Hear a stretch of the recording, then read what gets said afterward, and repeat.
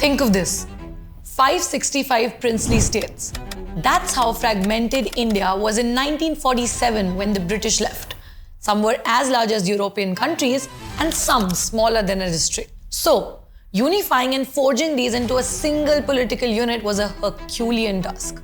Thanks Sardar for it. Sardar Vallabhbhai Patel.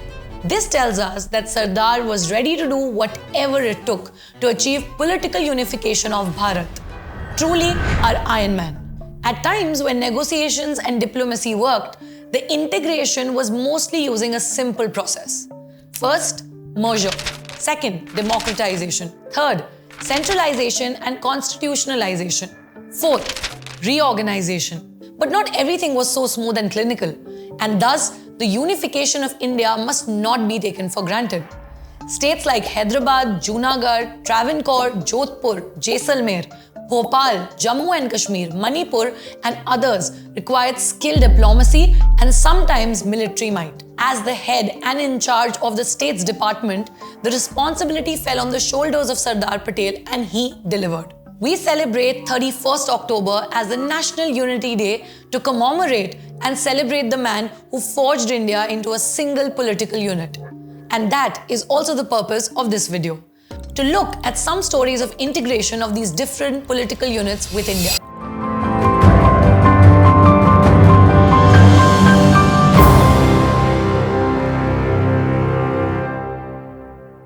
Let's begin with Hyderabad. The 7th Nizam Mir Osman Ali Khan was an autocrat. He wanted to keep Hyderabad an independent constitutional monarchy within the Commonwealth of Nations. He announced that he would not join either India or Pakistan. He even appointed trade representatives in European countries and started negotiations with the Portuguese to lease or buy Goa so that Hyderabad gets access to the sea.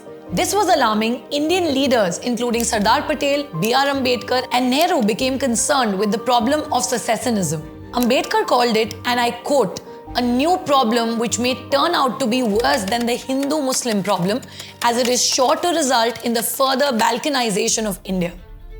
Home Minister Sardar Patel, a hardcore nationalist that he was, took a hard line. Hyderabad was offered a standstill agreement under which India would handle Hyderabad's foreign affairs and take no military action for 1 year. Meanwhile, Hyderabad, which was the largest and most prosperous princely state in India, had steadily turned into a theocratic Islamic state. Even when Hindus were 85% of the state's population, they were severely underrepresented. Moreover, with radical militias like Razakars and organizations like Ittihad or MIM, the situation became dire for Hindus. A widespread reign of terror began when the majority Hindu population favored accession to India. The matters became grave and India started calculating police action after a series of failed negotiations. Plus, Hyderabad was also violating the standstill agreement by taking steps like banning the Indian currency and inviting recruits to its army and Razakars. So, by the end of August 1948, a full-blown military action by India became imminent. On September 7, India gave an ultimatum to Nizam demanding a ban on the Razakars and the return of Indian troops to Secunderabad.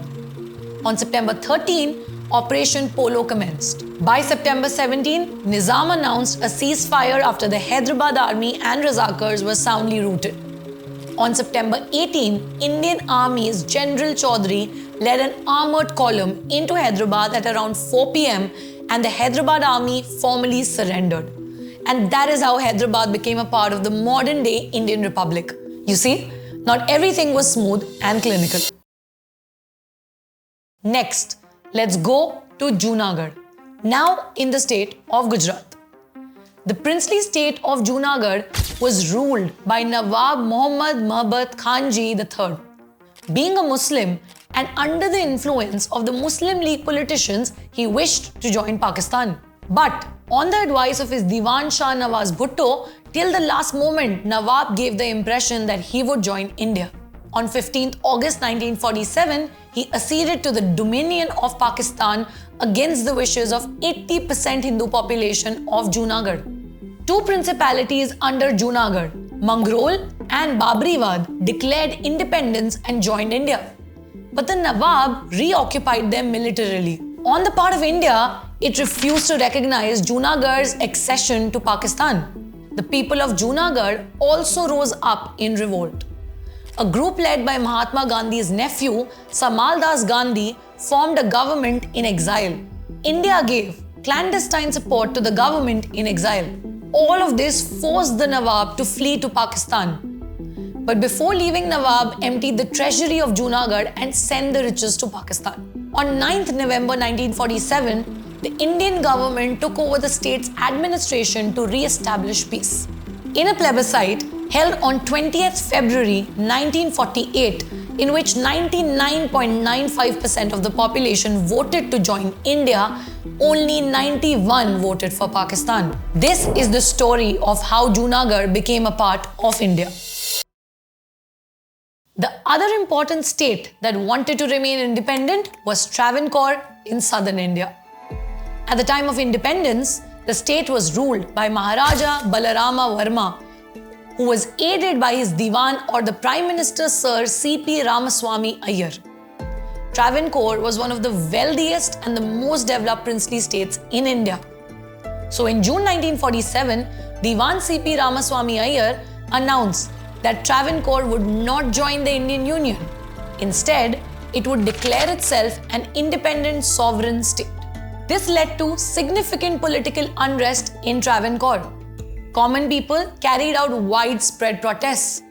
On July 25, 1947, there was an assassination attempt on the Diwan C.P. Ramaswamy Iyer by a member of the Kerala Socialist Party. Although the Diwan survived, this incident further destabilized the situation. Looking at the deteriorating conditions, Sardar Patel, along with his secretary V.P. Menon, initiated negotiations to convince the Maharaja to join the Indian Union. With the growing realization that independence was not a viable option, the Maharaja decided to accede to India. On August 12, 1947, just 3 days before India's independence, Travancore signed the instrument of accession and joined India. So what do all of these stories of India's political integration teach us? That we must not take our integrity for granted. This must also drive home the necessity of abrogation of Article 370, which completed the lingering political integration of Jammu and Kashmir with India. It was a must. The ripple effects of the shoddy handling of Jammu and Kashmir are being felt even today. In Hyderabad and Junagadh, Patel managed things, but Kashmir's case was more complicated due to PM Nehru. When Kashmir was invaded by Pakistani militants, Maharaja Hari Singh communicated his willingness to accede to India in exchange for help from Indian armed forces. But Nehru asked for the release of his jailed friend Sheikh Abdullah. Here, Nehru's personal intervention further complicated the issue for Patel. On one hand, Nehru called Kashmir his home, but hesitated in sending Indian armed forces to defend it against Pakistani invaders. Then, Nehru took the Kashmir issue to the United Nations based on his international and globalist ideals. This was again a blunder. Adding Article 370 to the Constitution was another blunder that continued to hurt India and Jammu and Kashmir right up till 2019. So today, when Article 370 has been nullified and it is no more a thorn, we must recognize the importance of this move. The reason Sardar Patel stood out as the architect of the modern Indian state is because of his pragmatic approach to the issue. Now, this is not to say India is just a union of states. Bharat has always been one civilization. What we need for us is to stay vigilant against disasters like balkanization. That is the least we could do to pay tributes to the Iron Man of India, Shri Vallabhbhai Patel. By the way, if you like this video, we have made a similar video on the political breakdown of EVM machines in India. Do check it out. That's all for today, folks. This is Dhairya Gangwani. See you in the next one.